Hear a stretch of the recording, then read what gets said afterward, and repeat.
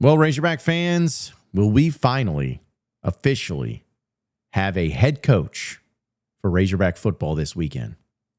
Let's talk about it on today's Locked On Razorbacks podcast.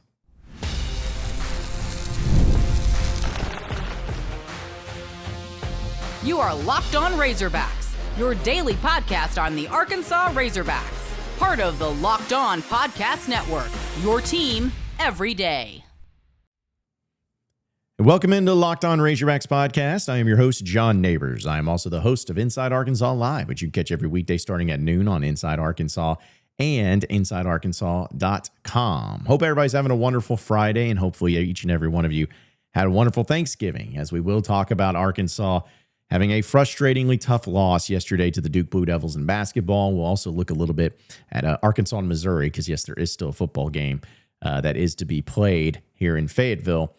But let's be honest, even after all the turkey and all the stuffing and all of the fun and festivities of spending time with loved ones, everything for Thanksgiving, you know what topic was discussed around every single table in the state of Arkansas, as well as for all you Razorback fans. And no, I wasn't talking about politics. I'm talking about the Razorback football coaching search. I know that each and every one of you talked about it with your family, with your loved ones. It got brought up, maybe you didn't bring it up, but then you're sitting back and someone's like, oh, by the way, did you guys see Arkansas hired a coach? And then somebody's like, well, they haven't officially hired him yet. And then somebody pipes up with, what, really? Who is it? It all happened because it's so much on everybody's mind of everyone trying to figure out what's going on, that here we are still right now to this day trying to navigate through the madness of this coaching search. But nothing's changed again at the time of this recording. However, things are going to change. This is now the timeline.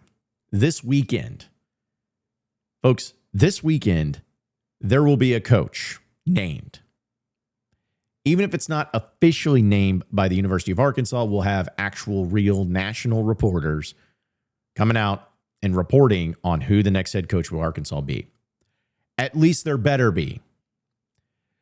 Because if you don't have a coach named, or at least reported to be named by Sunday afternoon, oh no, things are going to look weird. Things are going to look bad. Now, we always talk about timing, and timing is everything. And I said yesterday on the podcast, which all of you were so lovingly nice to me about my takes and opinions, but it's about, what's going to be the situation that Arkansas finds himself in on waiting, if it's Alex Golesh or if it's not. Because he and other people have reported that there was going to be a waiting game, to wait till after the season's over, wait until after his game comes to an end, as they were going to be playing Rice. So looking at that, and South Florida and Rice, and, having that matchup this weekend, which, by the way, it's just kind of crazy to think about. It's like the second to last weekend, or pretty much the last weekend of major college football, but still, it doesn't matter. Either way, you have South Florida playing at 6 o'clock against Rice. 6 o'clock. You have Arkansas playing Missouri at 2:30, and you have the Egg Bowl being played at 11 a.m. on Friday. So you have this timeline, which kind of lines up nicely if you're Alex Golesh or any of these coaches. Because what it looks like, at least across the board, is that everybody is in the waiting game of Lane Kiffin. What is Lane going to do? Is he going to go to LSU? Is he going to go to Florida? Or is he going to stay at Ole Miss? Those are the options. Those are the possibilities. Seems to be it. Now, I don't think Florida's even an option anymore. Could be wrong, but I think it's LSU. I feel strongly that it's going to be LSU. And after the Egg Bowl ends, again, since it's at 11 a.m. tomorrow morning, I would assume that we would know fairly quickly on what the move will be. So if Lane Kiffin decides to go to LSU, and it's announced / reported tomorrow, or I guess today. Sorry, today. At the recording of this, it's Thursday night. But if it's announced shortly after the game, suddenly things get interesting because you as Razorback fans are now having to wait in limbo where the chances of Alex Golesh being your next head coach become slimmer. Not to say it won't happen, but it does become slimmer. Because from what some people have talked about and reported, that he's also looking at the Ole Miss situation and what's going to happen there.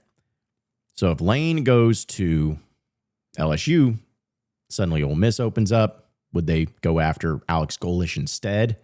Very possible. And if you're Alex Golesh, would you rather be the head coach at Ole Miss in that situation or the head coach at Arkansas? I think we're all afraid to answer that question. But then again, maybe it won't matter. Maybe Ole Miss would not even be interested in Alex Golesh. Maybe they would go a different direction. Maybe they have somebody else in mind. Maybe they give the job to some coach that maybe they go for Bobby Petrino. Who knows? Who knows? But it all could be fine. But that's definitely something that Razorback fans are going to be holding their breath about until the end of all the games on Saturday night. But then you add into the mix of if that happens and say, well, how about this? If Lane Kiffin ends up staying at Ole Miss, which is a possibility, if he ends up staying at Ole Miss, then I think it's all pretty much wrapped up. I mean, I think Razorback fans can breathe easy, theoretically speaking. I don't think there's ever a time where Razorback fans can actually breathe easy. But you feel a lot more confident in it if Lane Kiffin ends up staying at Ole Miss. Because I don't think LSU's going to go after Alex Golesh. I don't believe they would. And in fact, I don't know what direction LSU would go. And, would Florida go after Alex Golesh? I don't think so. If they haven't yet, I doubt that they would. Because I'm sure that Alex Golesh is probably wanting to go someplace that they were a target for in the very beginning. So it's just it's such a conundrum. Like, here we are. Like, who would have guessed that at the end of the season, where we're at, with just a few games left in the next few days, that we would know kinda who the next head coach is going to be, but still not know and still not feel confident, but not feel badly. Like, this is such a pulling of strings for Razorback fans for quite some time, because it'd be one thing if it was reported and there wasn't any other scenarios that needed to play out. Or probably what should have been done is if nothing was reported, and then nobody would be up in arms and nobody would know, and we'd still be talking about Kane Womack, Ryan Silverfield. I guess who was the other coach that was into the mix? Which one am I missing? I mean, Alex Golesh wasn't one of the ones that was named, but it was maybe like Silverfield, Womack. Eric Morris has already moved on, so it's not him. Again, I've gone through so many names, it's hard to keep up with. The point is that those would be the coaches we'd be talking about, and Golish wouldn't even be in the mix. And then if and when it happened, when Golish was announced on Saturday night or Sunday, more than likely, everyone would be like, whoa, cool, man. That was a surprise. We didn't see that one coming. But the unmitigated disaster that this could become if Alex Golesh is not named the coach. It's a scary thing to think about, folks. It's a nerve-wracking thing to think about. First off, if you wasn't named coach, you better have somebody that's just as good, if not better, actually named. That'd be the saving grace. But anything after that, or besides that, it would immediately bring on the wrath of Razorback fandom to a whole new level towards a lot of different things. A lot of people would feel like it was the report leaking early, which is what caused Arkansas to lose out on Alex Golesh. It would be getting the hopes up for another time again from Razorback fans. If he ended up going to Ole Miss especially, it would be another time where you've lost to Ole Miss in something. You lose to him in the transfer portal, and then you lose to him in this regard. Pretty rough to deal with. Pretty rough to try to navigate through and understand. And then suddenly you're just looking back and you're like, what happened? Where did we go wrong? What's the true story? Because all you're going to hear about in the press conferences is like, this was the man for the job, even though we know it's not. We're never going to get the full background and discussion of things from anybody. It will just be sad. And I know people have had a lot of disagreements with me on the coaching search, and people have taken, very insulting things or said very insulting things about me, which is fine. I guess it's just a matter of, I want this to work. I want it to work out so nicely to where we get through the games. Arkansas has their game against Missouri, which we'll talk about. South Florida has their game against Rice. Saturday night, we all go to bed. We wake up Sunday, we go to church. And then maybe by the time services are about to end, starts coming out in reports mid-morning, mid to late morning. NACOS and all these people saying, Alex Golesh finalizing deal to become the Razorback head coach. And then that's when people start to believe. And then soon after that, you get an official statement. You get the little red smoke coming out of Bud Walton Arena or Razorback Stadium or whatever it is that they do. And the statement says, Alex Golesh would be the next head coach of Arkansas. Press conference on Monday or Tuesday or whatever it is. I guess it'll be on Tuesday from my understanding. That's what I'm hoping for. Nothing has been smooth in this entire coaching search. So let's finish in the smoothest fashion. Let's have this play out the way that every Razorback fans wants it to, and it needs to happen. No nonsense, no stress, no wondering about what if, or no wondering about, did Arkansas lose out? Is Ole Miss giving them a better? Nothing like that.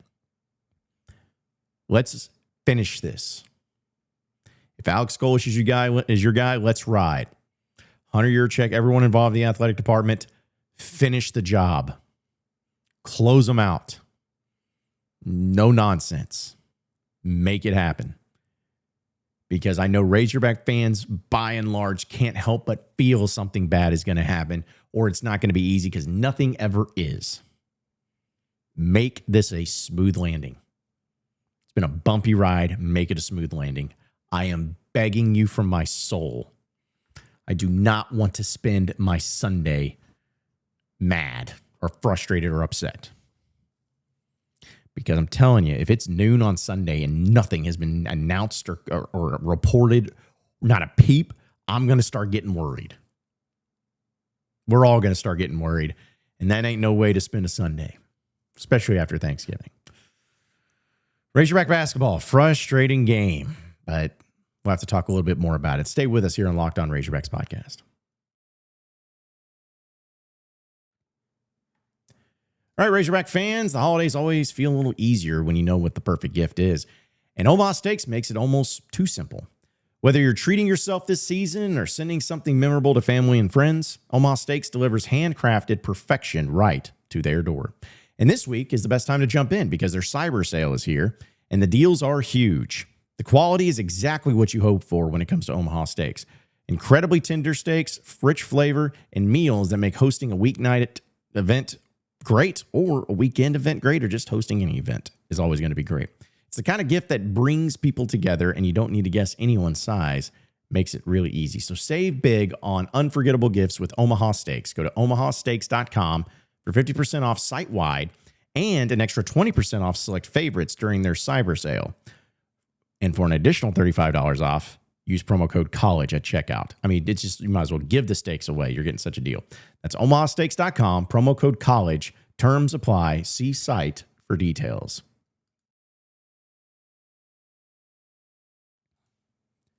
All right, so moving into the next segment of the Locked On Razorbacks podcast. Razorback basketball had their game against Duke, and they lost.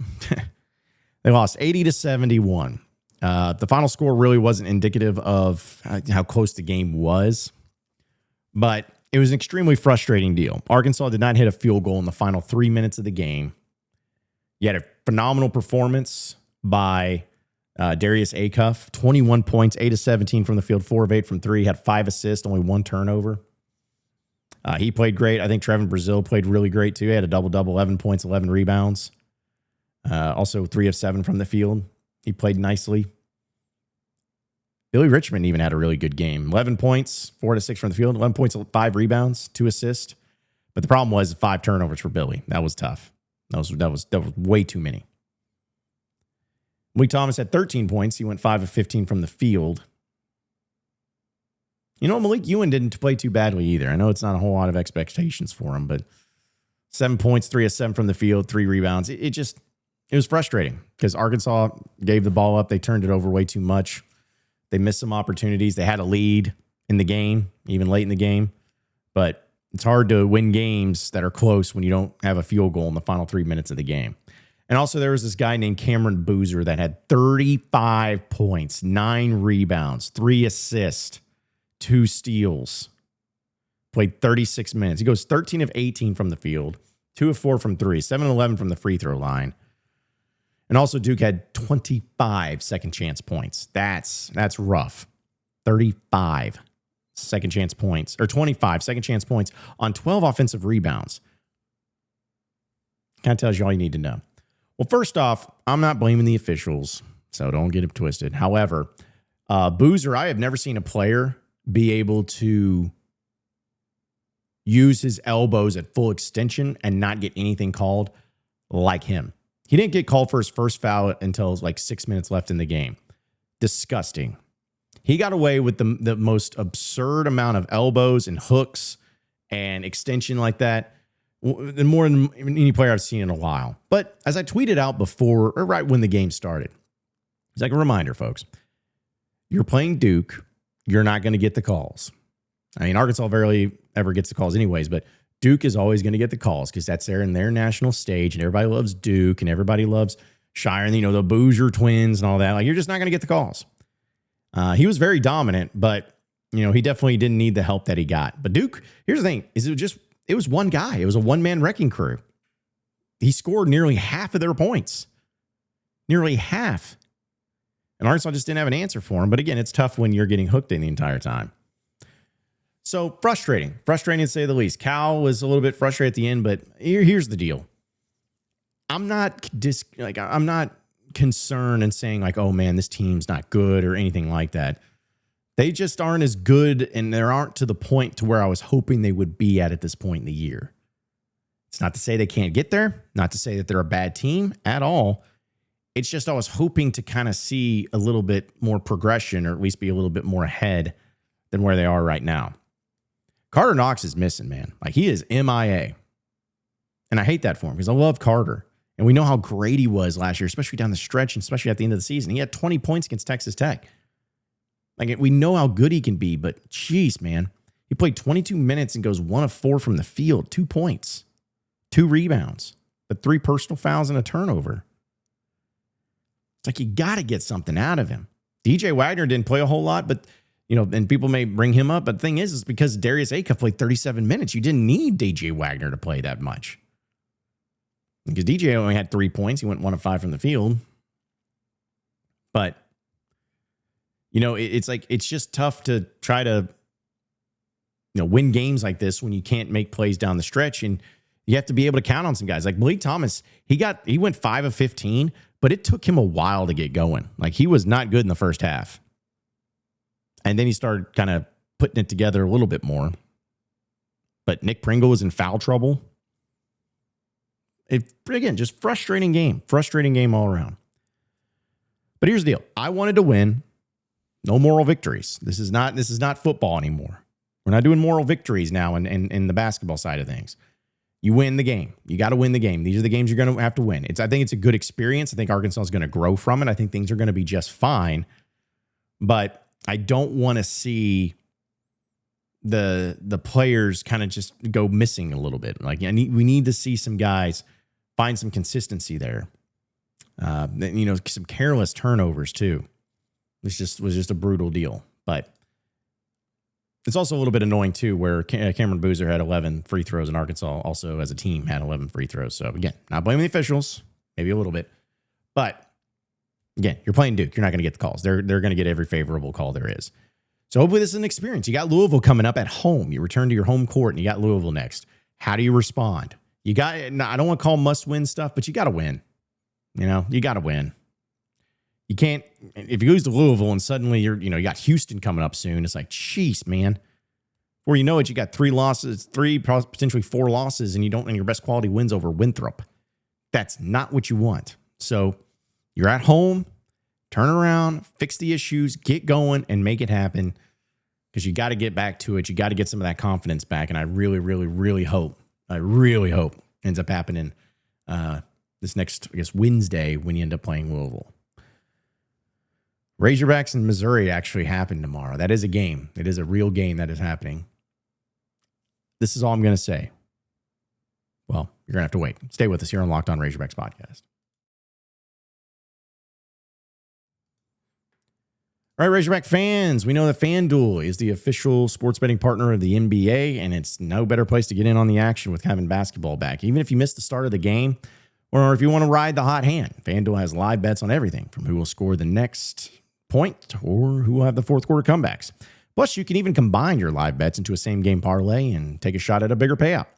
It keeps the game exciting, especially when you have a team that's making a late-game push.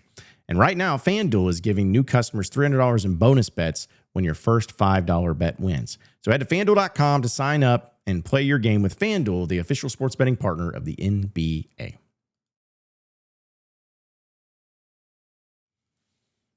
Okay, so final segment here on the Locked On Razorbacks podcast. Arkansas, Missouri, it's happening. It's a game. And I think everybody's so focused on the coaching search, which is justifiably and rightfully so. I'm kind of sad because I don't think there'll be a whole lot of fans there on Saturday. The weather doesn't look great either. Got a lot of players playing their last game as a Razorback. And I just hate it for them. I'm not sitting here saying that you should feel some sort of guilt for not going to the game if you don't go to the game. I'm just saying it sucks. It's a sucky situation. Bobby Petrino's not going to be the head coach. We know that based on his letter. And I'm hoping that nobody just mails it in. I hope Bobby doesn't mail it in. I don't think he would. Hopefully not. But hopefully the team just doesn't let go of the rope. That's what happened essentially 2 years ago in Fayetteville against Missouri. It was just a disaster, an absolute disaster. You got wrecked. There was fights breaking out. It just didn't look good. I am so hopeful that I'm hoping they've won. We're going to win any game and every game. But man, wouldn't that be awesome? Wouldn't that be awesome just if they won? I'm not predicting them to, but just be awesome to see these players that haven't had a win in 9 straight games, 11 straight weeks. I really don't want to end the season and have to be riding a 10-game losing streak going into next year. Wouldn't it be nice for that? Nice for these players to have that. It's their parting shot. Nice for the fans that are there at the game to see a SEC victory at home. Nice to see a good performance for a change. Nice to see you finally beat Missouri because it's been too long. It happens too often that you lose to them, and it's frustrating. Wouldn't it be nice to just put it together and at least get some sort of trophy in your trophy case, even if it's the Battle Line rivalry, which nobody really cares about the trophy or really considers it as much of a rivalry, but it'd be nice to just have something to hang your hat on. But most importantly, and probably the biggest thing is wouldn't it be nice for Bobby? Bobby put out a statement, more so than what Pittman did or Chad Morris did, where he just thanked the fans and thanked everybody. And I think I talked a little bit about it yesterday, but it just breaks my heart, man. I wanted him to work so badly. I wanted him to at least have something this year. I wouldn't have guessed that they'd lose every game, especially in the way that they've lost. And they've been so close. And he's tried to do everything he possibly could to keep the team together. And I think he's done a really good job, all things considered. Not saying he needs to be the head coach permanently. I'm not saying that, so don't misconstrue it. It's just, I really, really wanted him and his redemption story to have something to hold true. And it would just be such a great thing, man, if tomorrow Arkansas beat Missouri to get that win after 9 straight losses, for it to be the final hurrah, that doesn't mean anything. It doesn't change anything. It doesn't change who the coach is going to be. It doesn't change what the program is going to look like going forward. It doesn't change a single thing other than just for once this year, just one time. The people that's had to go through it and deal with it have a positive feeling to end on. So how good would that feel? I want that for Petrino. I want that for the team. I want that for these players. I want that for the fans. I know the coaching search is overwhelmingly the hot topic and the season's at a loss anyways, but man, I just really, really think that would be awesome. Don't think it'll happen, but it'd be really cool if it did. Appreciate each and every one of you listening in and watching into the Locked On Razorbacks podcast. Be sure to like and subscribe to the podcast on iTunes or on Google Play. You can also get after me on Twitter at John Nabors Show for any questions, comments, concerns you may have. We'll keep it going from there. Same podcast time, same podcast channel next Monday. Have a great weekend, everybody. Let's go get us a coach. We'll see you then.